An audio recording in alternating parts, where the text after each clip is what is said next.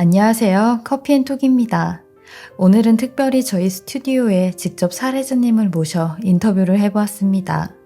시국이 시국인 만큼 안전한 환경에서 촬영을 진행하였다는 점 알려드리며 바로 사연 읽어보겠습니다. 안녕하세요. 저는 올해 63세인 58년생 개띠입니다. 그 유명한 개띠로 태어나 베이비붐 세대를 살아온 사람이죠. 저는 평생을 가난하게 가진 거 없이 살았는데요. 저라고 이렇게 살고 싶어 산 건 아니었어요. 태어나길 부모 없이 형제 없이 태어나 혼자 살아가려니까 많이 힘들더라고요. 저는 보육원에서 13살까지 지내다가 거기서 형 동생 하며 지낸 5살 많은 형을 따라 보육원을 도망쳐 나왔어요. 그리고 거리에서 생활을 했죠. 처음부터 잘못 키운 단추는 나이가 먹으면 먹을수록 더욱더 엇나가게 되었고 점점 경쟁 속에서 멀어진 사람 같았어요. 어쩌면 저 같은 사람은 태어날 때부터 이미 패배한 DNA를 갖고 태어난지도 모르겠네요.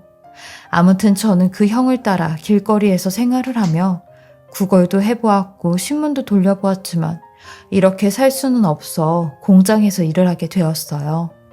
다행히 숙식이 제공되는 곳이었고 이곳에서 열심히 일하고 착실하게 돈을 벌어서 인간다운 노릇을 하고 싶었죠.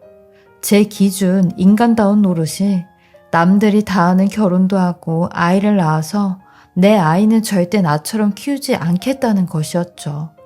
근데 제 이런 작은 소망이 제일 믿었던 그 형 때문에 산산조각이 나버렸고 10년 동안 모은 제 돈을 전부 다 날리게 되었어요. 14살부터 24살이 될 때까지 모은 피 같은 돈이었죠. 그 형은 저와는 다르게 어디 얽매여 있는 건 자기 적성에 안 맞는다며 공장도 1년만 하곤 돈을 더 많이 버는 일을 할 거라고 나갔어요. 저한테도 본인이 그런 일을 찾게 된다면 제일 먼저 너를 데리고 올 거라고 공장에서 돈이나 많이 벌어놓으라고 했죠. 그리고 몇 년 뒤 그 형은 정말 본인 말대로 돈을 꽤 많이 버는 일을 갖게 되었어요. 일수놀이를 하였는데요. 얼핏 봤을 땐 꽤 폼나는 일을 하는 것 같았어요. 사람이 때깔도 좋아졌고 돈도 잘 쓰고 21살의 나이에 자동차도 끌고 다녔어요. 그 형은 저한테도 같이 본인이 하는 일을 하자고 했는데 저는 그냥 공장에서 일하는 게 나랑 제일 맞는 것 같다고 했어요. 3년을 넘게 일하면서 공장 생활에 적응이 많이 되기도 했고 돈을 모아서 좋은 여자를 만나 결혼을 빨리 하고 싶다고 했어요.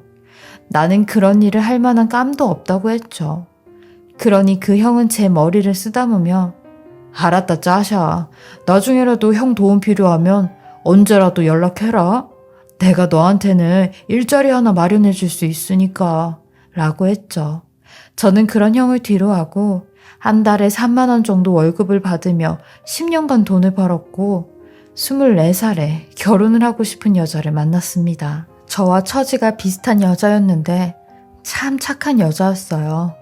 손 하나 잡는 것도 얼마나 부끄러워하던지 귀까지 새빨개진 그 모습이 사랑스럽기만 하였고 제가 지켜주고 싶은 여자였어요. 그리고 1년간의 연애 끝에 결혼을 하게 되었죠. 아무것도 없는 절 믿고 결혼을 승낙해준 이 여자에게 번듯하진 않지만 그래도 단칸방이라도 얻을 만한 집을 구했으면 좋겠다 생각을 했고 어떻게든 단기간에 돈을 좀 벌어보려고 그 형한테 연락을 했어요. 정말 오랜만에 연락을 했는데도 반갑게 저를 맞아주더라고요. 그 형은 제게 이번에 자기가 어디 회사에 크게 투자를 하려고 투자자들을 모으고 있는 중인데 잘 됐다며 너도 모아둔 돈으로 투자를 좀 하라고 하는 겁니다. 무조건 수익률 50%는 장담한다면서요. 워낙 믿었던 형이기에 제가 모아두었던 돈을 전부 다 맡겼고 전부 다 날리게 되었어요. 몇 개월 동안은 연락이 되다 어느 순간 연락이 안 되었고 그대로 잠수를 탔죠. 저는 그 충격이 말도 못했고 그토록 하고 싶었던 결혼 또한 물거품이 돼버렸어요. 무엇보다 결혼할 여자한테 너무나 미안해 얼굴을 볼 면목도 없었죠. 제 신수에 무슨 돈을 모으고 결혼을 하며 아이를 키우겠나 싶었죠. 저는 그 여자에게 전화를 해 일방적으로 이유도 말을 해주지 않고 헤어지자고 했습니다. 그 여자는 울면서 왜 그러냐는 말만 반복했는데 며칠 뒤 아는 지인에게 제 소식을 듣곤 저희 공장까지 찾아와 제 손을 부여잡으며 대준 씨, 돈이야 우리 다시 벌면 되는 거죠. 저는 돈보다 대준 씨라는 사람이 더 중요한 사람이에요. 아무리 가난하더라도 이렇게 사랑을 포기하면 안 되는 거 아니에요? 저는 곧 죽어도 대준 씨랑 결혼할 테니까 그리 아세요. 라고 쐐기를 박아버리더라고요. 저는 이 사람의 모습에 내가 어떻게든 당신 먹여 살리겠다며 결혼을 하자고 했고 정말 가난하게 시작을 하여 하나하나씩 삶이란 그림을 그려나갔습니다. 그리고 제가 그토록 하고 싶었던 아빠가 되는 일은 돈을 조금 모은 뒤에 아이를 갖자고 하였어요. 이 부부는 아내도 동의를 하였고요. 그동안에 저희 부부는 달콤한 신혼생활을 보냈고 드디어 4년 만에 아내가 임신을 하게 되었습니다. 제 나이 딱 30살이었죠. 아내 임신 7개월 때 병원에서 아기 성별을 알려주었는데 아들이라는 소식을 듣게 되었죠. 근데 3달 후면 태어날 저희 아들이 세상 구경을 빨리 하고 싶었는지 출산일인 9월 말보다 20일 정도 빨리 태어나게 되었어요. 아내가 진통이 온다고 해서 동네 산부인과로 갔고 병원에 도착하니 시간은 새벽 1시 50분쯤이었습니다. 그리고 초음파 검사를 하니 아기가 너무 많이 내려와 있다며 빠른 분만을 하기로 결정을 했어요. 그렇게 저는 아내를 수술실로 보냈고 그 밖에서 마음을 졸이며 기다리고 있는데 얼마나 지났을까요? 아기가 태어났다는 소식을 듣고 마냥 기뻐하며 산모는 괜찮냐고 물었어요. 그러니 괜찮다는 말만 하곤 바쁘게 다시 수술실로 들어가 버리더라고요.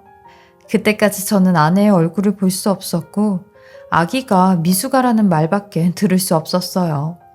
근데 2시간이 지나니 갑자기 병원 원장이 와서 하는 말이 큰 병원으로 저희 아내를 이송해야 된다고 하는 겁니다. 저는 그게 무슨 말이냐며 분명 아내는 괜찮았다고 하지 않았냐고 하니 출혈이 조금 생겨 조기에는 지혈을 했는데 3번째는 지혈이 안 돼 과다 출혈로 큰 병원으로 이송을 시켜야 된다고 하는 겁니다. 그 소리에 저는 그 원장의 옷자락을 잡고 그게 무슨 소리냐며 바닥에 주저앉고 말았어요. 그리고 수술실 밖으로 나오는 아내의 모습은 말로 표현할 수 없을 정도로 침대가 붉게 물들어져 있었어요. 그 상황에도 산부인과 원장은 대수롭지 않게 별일 없을 거라고 하는데 그때 그 원장의 멱살을 잡지 못한 게 천추의 한으로 남았어요. 왜냐하면 저희 아내가 큰 병원으로 이송이 되다 결국 하늘나라로 가게 되었거든요. 제 아내는 그렇게 안아보고 싶어 했던 아들을 한 번도 안아보지 못한 채 그대로 눈을 감게 되었어요.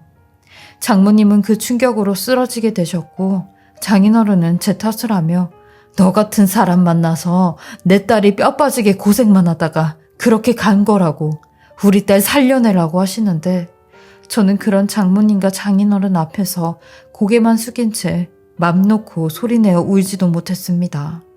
제가 우는 것조차 염치 없고 죄인 같았거든요. 그렇게 저는 아내를 손 한 번 잡아주지 못한 채 떠나보냈고 제정신이 아닌 모습으로 장례를 치렀습니다.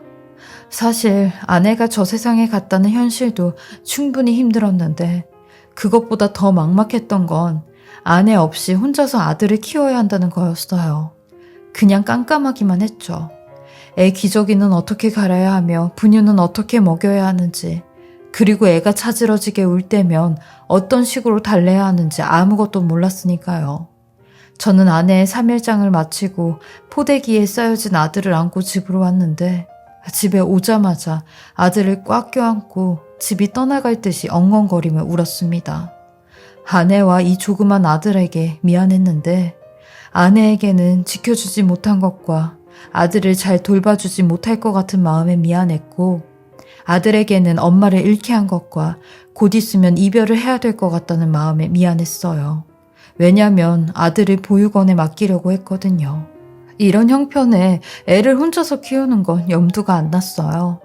누가 애를 돌봐주는 것도 아니고 그렇다고 저 대신 누가 돈을 벌어다 주는 것도 아니니 이 선택이 최선의 선택이라 생각했어요. 처형은 이런 제 선택에 버선발로 절 찾아와 제부, 왜 그래요? 하늘에서 우리 현숙이가 제부 모습 보면 얼마나 분통하겠어요? 지 목숨 다 바쳐가며 낳은 아이인데 어떻게 그런 소리를 해요? 그러니까 그냥 죽이 되든 밥이 되든 애는 보내지 마세요. 라고 하는데 처형, 생각해 보셔요. 나 혼자만 굶고 나 혼자만 힘들게 사면 될 걸.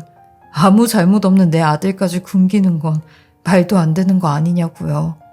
이 어린 것이 애비 잘못 만나서 고생하는 게 차라리 보육원이라도 가면 굶는 일은 없을 거잖아요. 저랑 같이 사는 것보단 나을 거 아니냐고요. 라며 바닥을 치며 나도 이런 내가 싫다고, 내 아들이랑 헤어지기 싫다고 울부짖었어요. 그러니 너무 고맙게도 저희 처형이 그럼 자기한테 애를 맡기고 형편이 나아지면 데리고 가라고 하더라고요. 처형네 형편도 저랑 별반 다르지 않았는데 저희 아들을 맡겨준다는 말에 저는 너무 염치 없지만 몇 년만 아들을 좀 맡아달라고 했어요. 그리고 매달 많은 돈은 아니지만 생활비는 꼭 챙겨서 드릴 거라고 했죠. 이렇게라도 애비 노릇을 하는 게 맞는 거였으니까요. 저는 아들에게 제가 아빠라는 걸 잊어버리지 않게 일이 없을 때는 아들을 찾아가 같이 놀아주곤 했어요. 이런 처형의 도움으로 아들 서기를 5년 동안 맡길 수 있었고 아들이 유치원에 들어갈 무렵 저도 형편이 좀 나아져 드디어 제 아들과 함께 살 수 있었습니다. 근데 막상 아들을 집으로 데리고 오니 밤에는 자기 이모를 찾더라고요. 저는 5, 6년 동안 같이 하지 못했던 세월을 어떻게든 만회하려고 무던히도 애를 썼어요. 그리고 이런 제 노력에 아들도 곧잘 저를 따랐죠. 그렇게 아들이 10대가 되고 20대가 되어 대학에 졸업해 직장을 얻을 나이가 되었어요. 언제 이렇게 컸는지 벌써 27살이나 되었죠. 근데 아들은 직장보다 결혼을 더 먼저 하겠다며 며느리 될 아이를 데리고 왔는데 며느리 나이가 아들보다 3살이 많아 여자친구가 먼저 결혼을 하자고 했다네요. 전에 아들을 통해 사진을 몇 번 봤었는데 실제로 보는 건 처음이었죠. 실제로 보니 인상도 좋고 성격도 싹싹하고 부끄럽게 아버님 소리도 잘하더라고요. 그리고 밥을 먹으며 이런저런 얘기를 했는데 예비 며느리가 먼저 본인 가정사 얘기를 하더라고요. 며느리는 자기 나이 20살 때 아버지가 돌아가셨다고 했어요. 저도 그런 예비 며느리의 말에 먼저 간 아내의 생각이 나 눈시울이 붉어졌죠. 저는 지갑을 꺼내 지갑 속에 들어있는 제 아내의 사진을 보여줬는데 자네는 아버지랑 함께한 20년이라도 있지만 우리 석이는 지 엄마 얼굴을 모르고 자랐어요. 그러니 둘이 이런 아픔을 잘 감싸주길 바란다고 했어요. 그러니 예비 며느리도 제게 본인 가족 사진을 한 장 보여주더라고요. 저는 웃으면서 그 가족 사진을 받아보았고 그 사진을 보자마자 손이 떨려 식탁에 손을 놓치고 말았어요. 예비 며느리의 아버지라고 하는 사람이 바로 제 돈을 가지고 잠수를 탄 그 형인 겁니다. 그 배신자의 얼굴을 어떻게 잊겠습니까? 저는 표정이 일그러진 채로 이 사람이 자네 아버지냐며 혹시 자네 아버지 이름이 박기섭이 맞냐고 했어요. 그러니 예비 며느리도 아주 당황을 하며 맞다고 하는데 저는 그 자리를 박차고 나와 이 결혼은 없던 걸로 하자고 했네요. 어떻게 만나도 이런 원수의 딸을 만나냐며 아들한테도 당장 나오라고 했어요. 아들은 저의 결혼 반대에 며칠 동안 밥도 안 먹고 방에서 나오지도 않고 곡소리만 내는데 저는 이런 아들의 모습에도 눈 하나 깜짝하지 않았습니다. 그런 사기꾼의 피를 가진 딸이 오죽하겠냐고 했죠.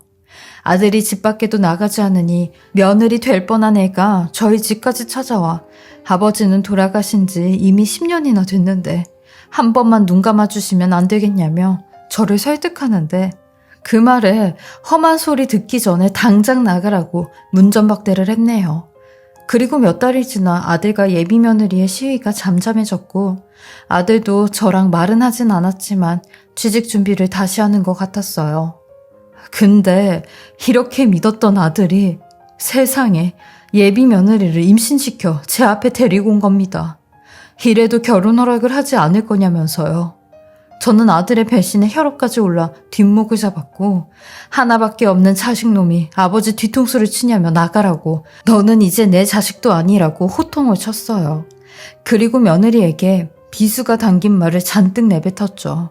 그렇게까지 했는데도 제 화가 누그러지지 않았어요. 내 착한 아들을 꼬셔서 저렇게 만들었나 싶기도 했고요.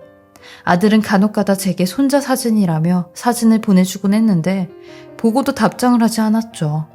며느리가 미우니 손자가 이뻐 보일 리가 없었어요. 하지만 계속 사진을 보내오니 핏줄은 핏줄인지라 보고 싶었고 손자 100일 때 처음으로 아들이 손자를 데리고 집에 왔어요. 며느리까지 데리고 왔는데 저는 아들과 손자만 들어오라고 했고 며느리에겐 재수가 없으니까 나가라고 소리를 쳤어요. 소금이라도 뿌리지 않는 게 다행이라고 했죠. 저는 이런 식으로 아들과 손자는 계속 봐왔지만 며느리는 한 번도 본 적이 없었어요. 한 번은 며느리가 제 생일날 생일 도시락을 싸왔다며 아들과 같이 왔는데 저는 그 도시락을 쓰레기통에 다 집어던지며 누가 이딴 거 먹는다고 했냐고 네가 이런 걸 싸오면 내 화가 가라앉을 줄 아냐고 했어요. 웬수의 딸이 여기다 뭔 짓을 했을지 누가 아냐고 했죠.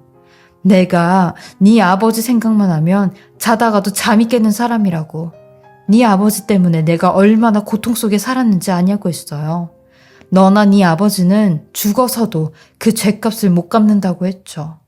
그러니 며느리는 눈물을 보이며 두 번 다시 나타나지 않겠다고 하더라고요. 그렇게 저는 며느리는 없다 생각하고 살았어요. 아들만 손자만 바라보며 살았죠. 아들은 취직 준비가 잘 돼 벤처기업으로 출근을 했고 가끔씩 제게 손자를 맡길 때도 있었는데 저희 아들 어렸을 때가 생각이 났어요. 내 손으로 키워주지 못해 그게 맨날 한이었는데 손자는 내 손으로 키워줄 수 있어 얼마나 뿌듯한지 몰랐죠. 가끔 아들을 통해 며느리의 소식도 조금씩 듣긴 했는데 무슨 의류 사업을 시작했는데 돈이 꽤 잘 벌린다며 자기가 마누라 덕을 보고 있는 것 같다고 했죠. 그러면서 저한테 용돈 하시라고 봉투를 주고 가긴 했는데 그닥 달갑지도 않았습니다. 그러던 어느 날 밤 12시가 다 된 시간에 아들이 술에 잔뜩 취해 저희 집에 온 겁니다. 술도 못하는 아들이 저 정도로 술을 마신 건 분명히 무슨 문제가 생긴 거였고 그 모습에 가슴이 철렁 내려앉아 무슨 일이 있는 거냐고 했어요. 그러니 마치 기다렸다는 듯이 아들이 저를 붙잡고 대성통곡을 하기 시작하는 겁니다. 그 모습에 또 한 번 가슴이 내려앉았어요. 자초지종을 들으니 며느리가 무리하게 사업을 확장하며 아들 몰래 돈을 이곳저곳으로 빌리다가 재산금융까지 손을 대고 말았대요. 근데 그 무리하게 벌린 사업이 한순간에 무너지고 말았다는 겁니다. 그래서 지금 손을 쓸 수 없을 정도로 심각하다는데 내일이면 저를 찾아와서 조금이라도 돈을 좀 빌려본다고 했대요. 아니 하다 지 아버지도 내 돈을 뜯어가더니 며느리마저 내 돈에 손을 대는구나 싶은 생각에 너 당장 이혼하라고 큰 소리 쳤어요. 도대체 네가 못난 게 뭐가 있냐고 아들을 붙잡고 말리니 술에 취한 아들이 제 가슴을 뭉그러뜨리는 소리를 하더군요. 아버지, 저 이혼은 안 해요. 우리 현수한테 엄마 없는 애로 만들어주고 싶진 않아요. 그러니까 저 끝까지 와이프 데리고 살 거예요. 돈이야 다시 벌면 되는 거잖아요. 그러니까 아버지도 헤어지라는 그런 소리 하지 마세요. 라고 하는데 이 말도 어쩜 지 엄마랑 똑같이 하는지 아들의 마음을 이해할 수 있었어요. 그리고 다음 날이 되니 며느리가 제 앞에 무릎을 꿇고 제발 한 번만 도와달라고 제 명의로 된 이 아파트를 담보로 돈을 좀 빌려달라고 하는데 저는 그런 며느리에게 너 그거 하나 알아둬라. 나한테 돈 빌려가는 순간 내가 너한테 뭔 갑질을 해도 일절 아무 말도 하지 않는다고. 알았냐? 라고 하니 며느리는 말없이 고개만 끄덕이더라고요. 그 후로 저는 못된 짓만 골라 며느리를 대했어요. 아들도 옆에서 그만하시라는 말을 몇 번이나 했지만 저는 아랑곳하지 않고 며느리에게 시키면 시키는 대로 하라고 했네요. 저는 심지어 며느리의 안색까지도 뭐라고 하며 면박을 주었죠. 안색이 왜 이렇게 초췌하냐며 우리 집에 와서 싫은 일 하려고 하니까 기분 나빠서 표정까지 이 모양이냐고 가진 트집을 다 잡았죠. 근데 이런 책에 벌이라도 내린 듯 어느 날부턴가 안쪽 허벅지랑 엉덩이, 허리 주변까지 심각한 통증이 오기 시작했고 병원에 찾아가 검사를 받으니 전립선 암이라는 진단을 받게 되었어요. 평상시도 별다른 이상이 없어 아무런 생각이 없었는데 암이라는 진단을 받게 된 거죠. 하지만 다행히 초기라 생존율은 80%가 넘을 만큼 예후는 좋다고 했어요. 이 소식에 아들과 며느리가 저를 찾아왔고 저는 며느리에게 네가 내 수발 좀 들으라고 했어요. 그러니 약간 망설이는 듯한 표정을 하며 말까지 머뭇거리는 겁니다. 저는 그런 며느리에게 아주 짜증 섞인 말투로 왜? 내가 병자니까 이제 만만하냐? 너 내가 뭔 갑질을 해도 가만히 있는다고 하지 않았냐? 내일부터 당장 우리 집으로 출근해서 삼시세끼 밥 차리고 집안일하고 전립선 암에 좋은 것들 다 찾아서 내 앞에 갖다 놔 하며 호통을 쳤어요. 가뜩이나 암 때문에 신경이 예민해 더 예민하게 며느리를 다그쳤죠. 저는 하루에 한 번씩 그릇을 깨가며 며느리를 쥐잡듯이 잡았고 마음에 안 들면 속에 있는 말을 거르지도 않고 있는 대로 다 했어요. 수술을 받는 날까지 이렇게 한풀이를 하고 수술을 받으러 갔죠. 근데 수술날 며느리는 보이지 않았고 수술이 끝나고 회복실에 왔는데도 며느리가 보이지 않는 겁니다. 저는 아들에게 아니 얘는 지 시아버지가 수술을 받고 왔는데도 없는 거냐? 라고 하니 아들이 제 손을 부여잡고 울기 시작하는 겁니다. 그냥 우는 것도 아니고 숨이 넘어갈 듯이 우는데 저는 제정신이 아님에도 그런 아들을 붙잡고 왜 그러냐고 했어요. 아버지 괜찮다고 울지 말라고 하니 아들 입에서 전혀 생각지도 못한 말이 튀어나오는 겁니다. 그 말은 다름 아닌 며느리의 얘기였는데요. 며느리가 어제 저녁 제 수발을 들고 나서 집에 오자마자 응급실로 실려갔다는 겁니다. 이유는 대장암 4기 때문이었다는 거죠. 저는 아들의 말을 듣고도 믿어지지 않는다는 식으로 무슨 말을 하고 있는 거냐고 했어요. 그러니 아들이 울부짖으며 아버지, 현수 엄마 여태 대장암 4기 환자였어요. 라고 하는 겁니다. 아들 말로는 며느리가 대장암 4기 진단을 받은 지 5개월이나 넘었다고 하는데 며느리가 그랬대요. 어차피 얼마 못 사는 거 치료도 하고 싶지 않고 그냥 이대로 살다가 가고 싶다면서요. 치료 시작하면 가족들과 보내는 시간이 더 짧아지고 무엇보다 집에 빚밖에 없으니 치료받는 건 말도 안 된다고 했다는데 아들은 이런 지 와이프를 데리고 병원도 끌고 가보고 회유도 해보고 했대요. 그런데도 환자 본인이 치료를 거부하면 병원에서도 어찌할 도리가 없다고 했다는 겁니다. 어쩐지 제가 아까도 말했듯이 어느 순간부터 며느리의 안색이 안 좋아졌는데 저는 그것도 모르고 며느리를 쥐잡듯이 잡았다는 생각에 입이 다물어지지 않았어요. 그리고 아들은 제게 또 한 가지 충격적인 이야기를 해주는데 며느리가 그랬다네요. 내가 죽기 전까지 그동안 아버님한테 우리 아빠가 저지른 죄값 그거 다 갚고 희생하며 조용히 살다가 가고 싶다고 했대요. 그래서 몸이 아프고 쓰러지는 상황에도 제 타박을 들어가며 저 아픈 것까지 병수발을 해주었다고 하는데 저는 순간 내가 도대체 며느리에게 무슨 짓을 한 거지? 라는 생각으로 죄책감이 물밀듯이 밀려들어왔어요. 아들은 아마 며느리가 사업이 한순간에 무너지게 되면서 엄청난 스트레스가 암까지 불러온 것 같다고 하는데 실은 며느리가 무리해서 사업을 진행한 것도 저한테 용서를 빌고 싶어서 그렇게 악착같이 했다는 겁니다.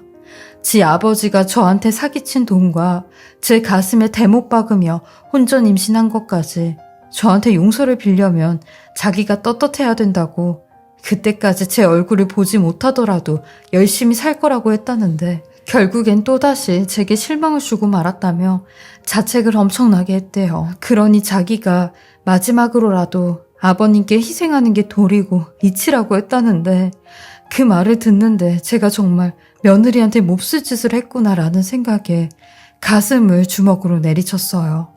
이 벌을 어떻게 다 갚나 싶은 생각도 들었고 며느리 아버지가 잘못한 일인데 왜 며느리까지 미워했나 싶은 얄팍한 후회가 밀려왔습니다. 저는 벌벌 떨리는 몸으로 아들에게 내가 어쩌면 좋겠냐고 같이 눈물을 흘리니 본인 와이프를 용서해달라는 말을 하더라고요. 그렇게 저는 6일째 되는 날 퇴원을 하고 곧바로 며느리가 입원해 있는 병실로 가게 되었습니다. 병실 앞에서 몇 번이나 망설이다 들어갔는지 차마 며느리의 얼굴을 볼 자신이 안 났어요. 그리고 어렵게 바를 때 베드에 누워있는 며느리를 보게 되었고 그 자리에서 눈물이 왈칵 쏟아졌어요. 전 그런 며느리에게 왜 말하지 않은 거냐. 네가 이렇게 아팠다면 내가 너를 그렇게까지 미워하지도 원망하지도 않았을 텐데 왜 그런 거야? 라고 하니 아버님이 이렇게라도 저랑 저희 아빠한테 미웠던 감정들 다 쏟아내셨으면 하는 마음에 그냥 가만히 있었어요. 아버님께서 이렇게라도 저한테 푸셔야지 마음에 응어리가 없으실 것 같아서요. 저도 아버님한테 여태까지 잘한 게 없는데 저도 아버님 볼 면목이 없었어요.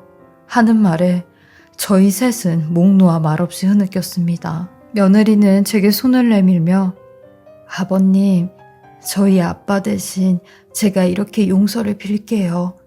그리고 제가 하늘나라 가면 아빠한테도 죗값 달게 받으시라고 하겠습니다. 그러니까 용서해 주세요. 라고 하는 며느리의 말에 저는 고개를 끄덕이며 나도 용서를 빈다고 했어요. 그동안 너를 아무 이유 없이 미워하고 괴롭힌 모든 것들 용서해 달라고요. 그렇게 저는 6년간의 짧은 만남을 끝으로 며느리를 하늘나라에 보내주게 되었어요. 그리고 며느리가 하늘나라에 간 지도 벌써 1년이 흘렀고요.